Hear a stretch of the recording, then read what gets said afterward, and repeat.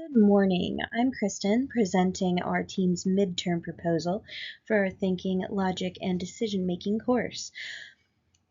Our topic is standardizing, onboarding, and problem-solving across the entire Air Force because this isn't an administrative issue, it is a mission readiness issue.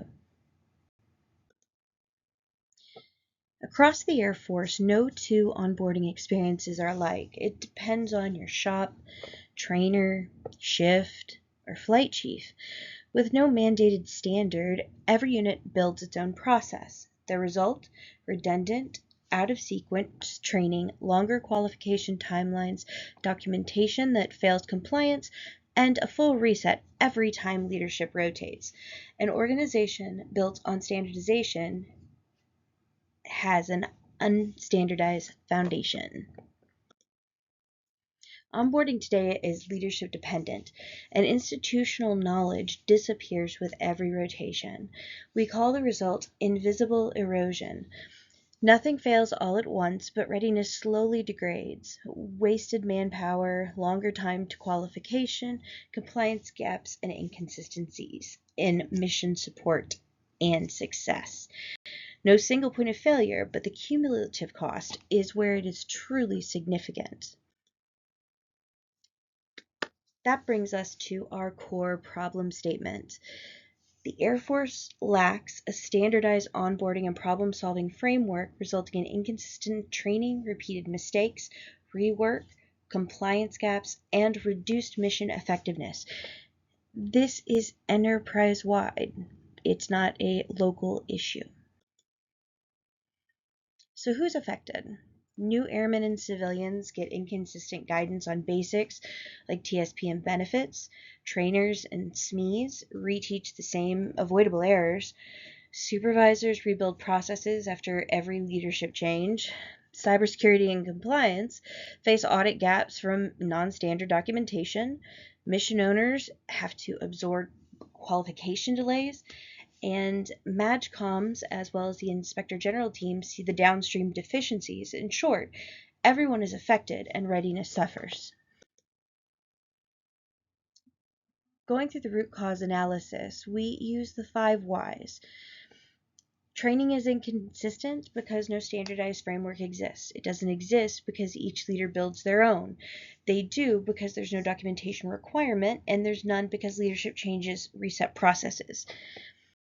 The Air Force lacks a mandated, standardized framework that survives leadership turnover. We developed 3 feasible solutions. The first is standardized onboarding workflow and RACI matrix. That's sequence training and clear roles that eliminate trainer-to-trainer variation and cut qualification time.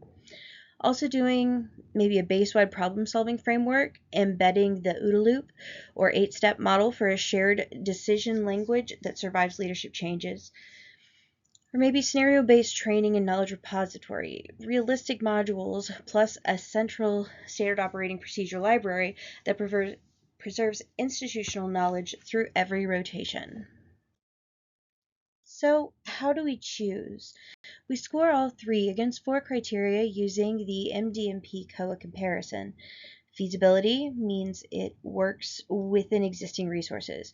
Root cause impact, that addresses the institutional gap and not the symptoms. Scalability applies across all AFSCs. And sustainability, which survives leadership transitions. We kept brainstorming separate from evaluation to avoid bias, scored each solution, and folded in stakeholder input. The highest composite score advances. The way ahead, our path to final recommendation. 4 steps ahead. Apply the scoring matrix to all 3 solutions, gather stakeholder input from trainers, supervisors, and mission owners, select the highest composite score, and build the implementation plan with leadership endorsement and a sustainment strategy, all using the MDMP COA comparison model. To close the analysis, inconsistent onboarding is an enterprise-wide problem, not a single-use unit issue. The root cause is the absence of mandated standardized framework. Our three solutions address consistency, culture, and continuity, and the final one must survive leadership transitions or it won't solve the problem. The Air Force can't afford the readiness costs of another delayed cohort. That is our proposal. Thank you so much for your time. We look forward to your questions and discussions on building an onboarding and problem-solving framework that lasts beyond any one leader's tenure. I know one of the things that will most likely be brought up is we do have the different AFMANs and publications and things like that.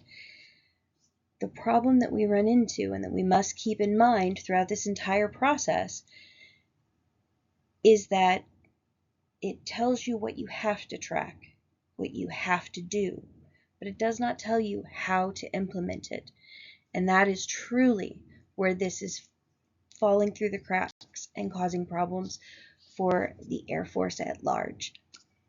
I really do hope you enjoyed this presentation and have a great day.